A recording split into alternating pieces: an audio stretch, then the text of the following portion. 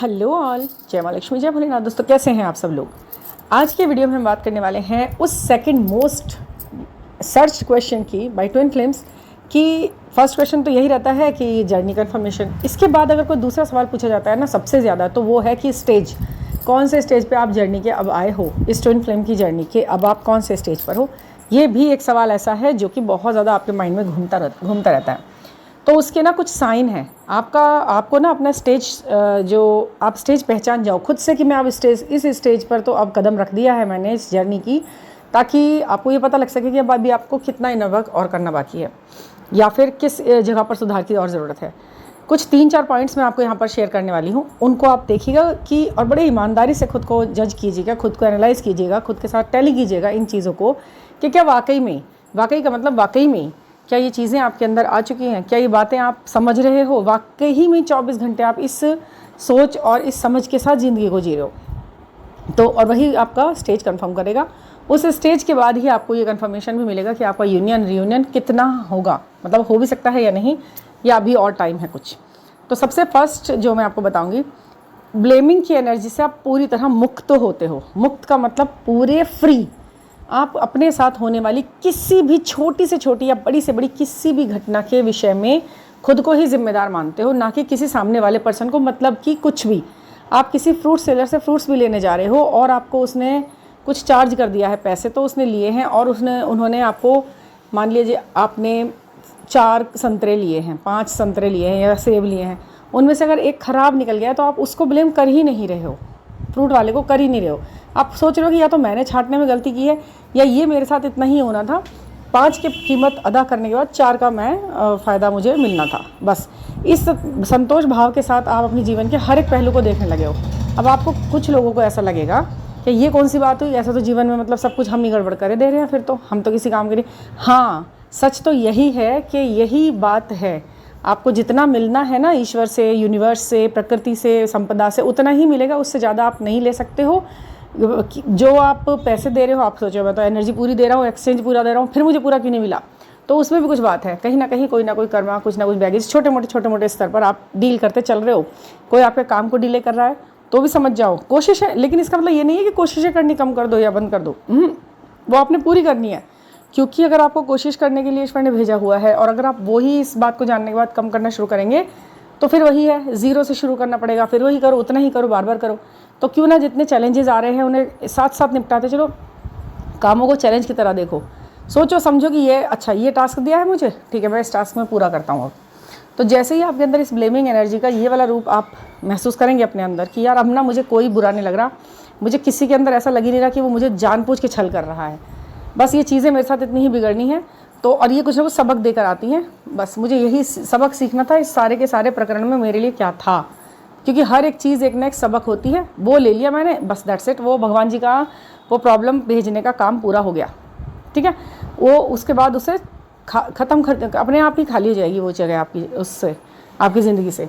ऐसे ही सारी प्रॉब्लम्स है, अगर आप पकड़ के बैठने लायक काम कर रहे हो तो वो आपको पकड़ के बैठ जाएगी प्रॉब्लम, वो जाएगी नहीं, बार बार आपके सामने आएगी।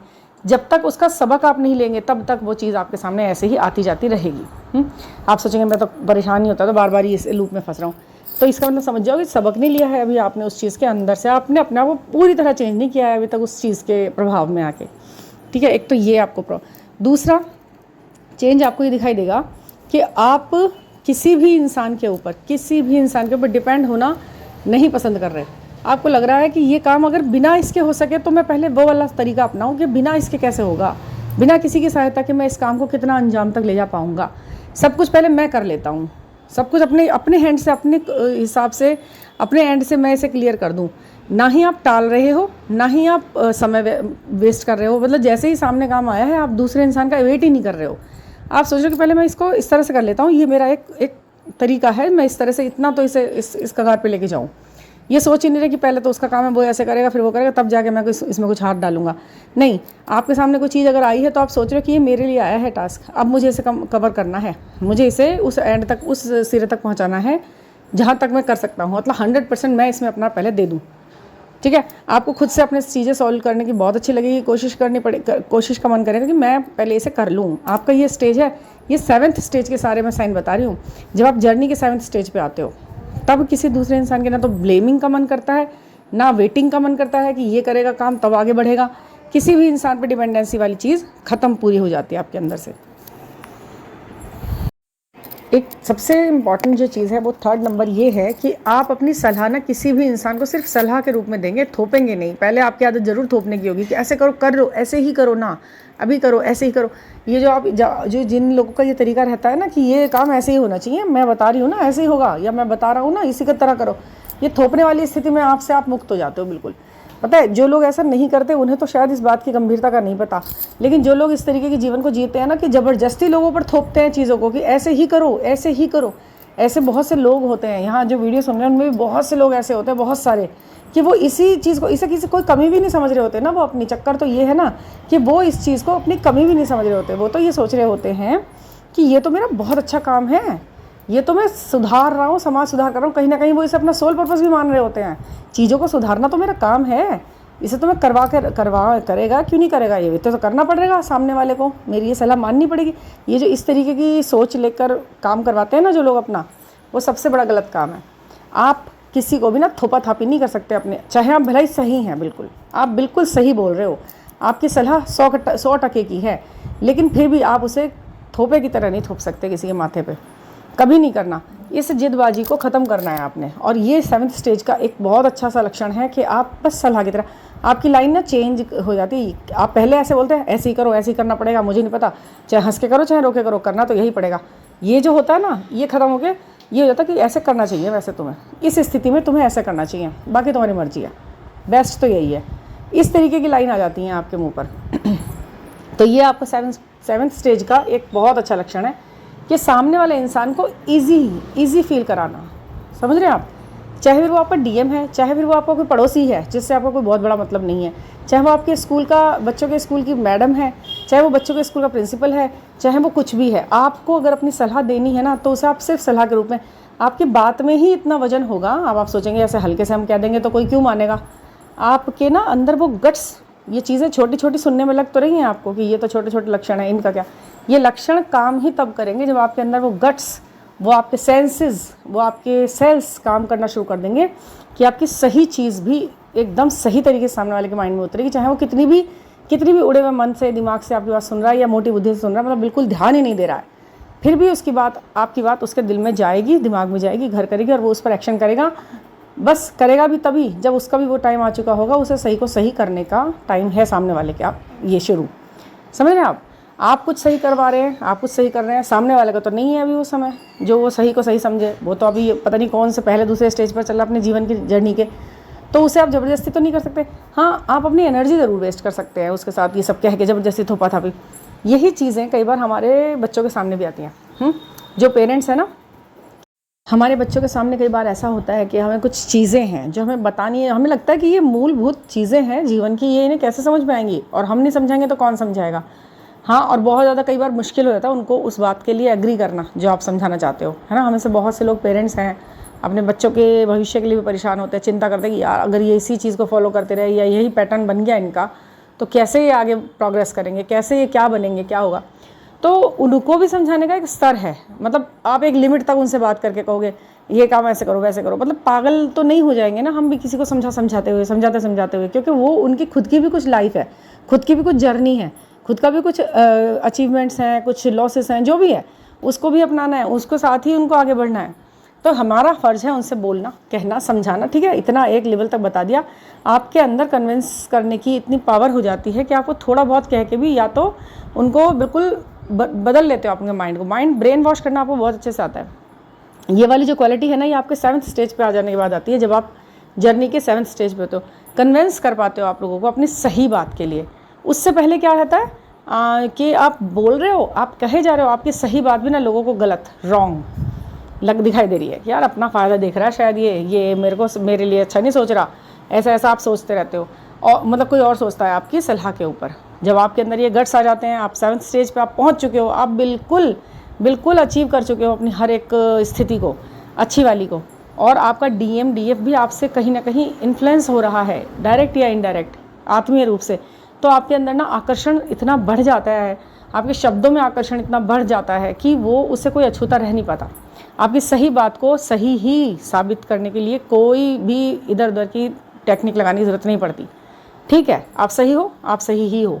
ठीक है, इस आपके वर्ड्स का सम्मान और संरक्षण ईश्वर और यूनिवर्स खुद करने लगते हैं कि भाई ठीक है, अभी ऐसा चाहता है, इसको जो है इसी तरह होना चाहिए, इसके बच्चे इसी तरह रिएक्ट करें, इसके साथ इसके आसपास की चीज़ें ऐसे ही हो जाएं।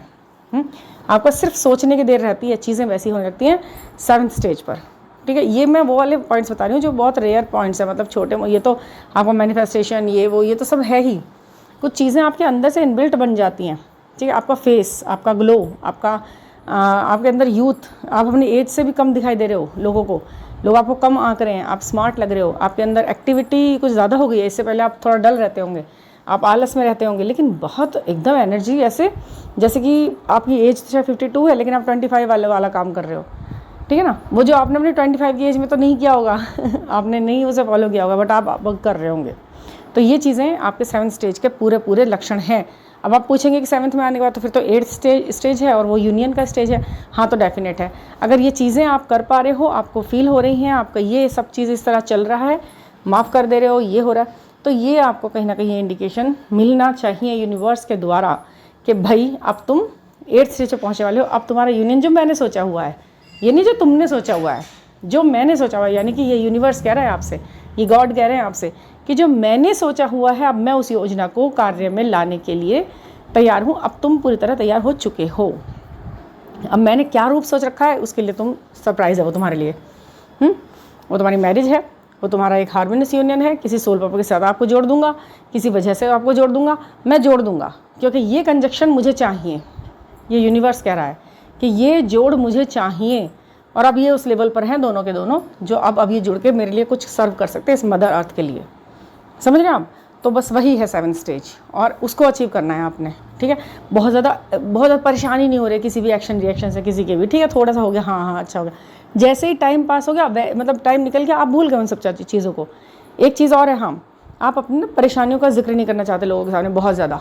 यार मैंने इतना परेशानी उठाई है, कुछ लोगों की आदत होती है ना अपने झेले हुए दुखों का वर्णन करने की बहुत आदत होती है। मैंने ये इतना झेला, मैंने ऐसे ऐसे किया, मेरे संघर्ष की स्थिति है, मैंने गाथा गा रहा हूँ। ये चीज़ें नहीं होती आपके अंदर, आप किसी को एक्सप्लेन ही नहीं करना चाहते कि आप किस किस तरह से कठिनाइयों से पहुँचे यहाँ पर। 9 ऑफ कप्स का कार्ड देखा है ना आपने, जब आपने टैरो रीडिंग कराई होगी, तो वो वाला कार्ड, उसकी यही स्थिति रहती है, संघर्ष सब छुपा दो, बस अपने अचीवमेंट दिखाने का मतलब, बस, क्योंकि आपको पता होता है कि कोई नहीं इंटरेस्टेड है संघर्ष जानने में मेरे, सबको सिर्फ अचीवमेंट देखना है, अचीवमेंट्स। और संघर्षों के और परेशानियों और मुश्किलों के सामने की बातें सिर्फ वो व्यक्ति करते हैं बहुत ज़्यादा। थोड़ा बहुत कभी बताना वो अलग चीज़ है, बहुत ज़्यादा अगर आप उसका बखाना अभी तक कर रहे हो लोगों के सामने कि मैं तो इतनी महान हूँ, मैं तो इतना रोती हूँ, मैं तो इतनी पूजा पाठ करती हूँ, मैं तो इतनी देर तक मैं वो करती रहती हूँ, ये करता रहता हूँ, जो भी है, तो तब बताते हैं जब आपको अपने ऊपर विश्वास नहीं होता। आप कंफर्म कर रहे होते हैं सामने वाले से कि मैं इतना कर रहा हूँ, ठीक है ना, बताओ और कितना कर सकता हूँ, मैं कितना महान हूँ मैं। तो वो चीज़ें महानता की तो रही गई, आपको सोचते हो कि अभी भी कम है जो कुछ भी है, मैं कहीं ना कहीं गलती हूँ, है ना, इस तरह से आप उसको नहीं बताना पसंद करते, आप सोचते नहीं। तो ये सारी जो चीज़ें हैं, यही है आपका 7th स्टेज का एक पूरा का पूरा पैकेज। इस पैकेज के साथ आप तैयार हैं तो यूनिवर्स देने के लिए आपको तैयार है, बिल्कुल। तो आप रिसीविंग मोड पे आ जाइए और यूनिवर्स से कहिए कि अब मुझे मेरा एक्सपीरियंस दिया है, अब उसे कार्य में लाने के लिए भी क्षमता दो, प्रदान करो, ताकि मैं अपना पर्पस भी अच्छे से हल कर सकूं और आपकी नज़र में आपका प्यारा बच्चा बन सकूं, अच्छे से काम कर सकूं, अपने सोल के साथ जुड़ूं, अपने सोल पर्पस के साथ जुड़ूं और संतुष्टि के साथ अपने जीवन को जीकर जब आपका बुलावा होगा तो आया जाए वहाँ। असंतोष या अतृप्त आत्मा के साथ कभी स्वीकृति नहीं है वहाँ, ये तो आप जानते हैं। तो इसलिए आप बेफिक्र रहिए और चीज़ों को मैनिफेस्ट कीजिए अपने अच्छे वे में, ठीक है। और कोई पर्सनल रीडिंग लेनी है तो 9410671874 पर मुझसे कांटेक्ट कर लीजिए। आपको मैं स्विच वर्ड्स, मंत्रास, रिचुअल्स और किस तरह से प्रोग्रेस करनी है ना इस जर्नी के अंदर, किस माइंडसेट के साथ, किस थॉट प्रोसेस के साथ, वो मैं आपको टाइम टू टाइम बताती हूँ, अपडेट करती रहती हूँ, ताकि आप भी अपडेटेड रहते हैं। कन्फर्मेशन, ये वो, इनर वर्क में कैसा सिलेबस, क्या, इन चीज़ों में कुछ नहीं रखा है, या आप अभी भी मान जाइए बात को। कोई कन्फर्मेशन कुछ नहीं है, क्योंकि उसका वो सर्टेनिटी नहीं है उन चीज़ों में, ना आपको डेट का पता है ना उसका पता है, बस पता नहीं। वो भी एक, अगर आप किसी से कन्फर्मेशन करा रहे हैं तो आप उससे कहिए कि आप 100% ये कह सकते हैं कि ये जर्नी है, या आप हो सकते हैं का शब्द यूज़ कर रहे हैं। ये देखिए, कन्फर्मेशन के चक्कर में ज़्यादा मत पड़िए आप कि मुझे वो कन्फर्म करके देगा।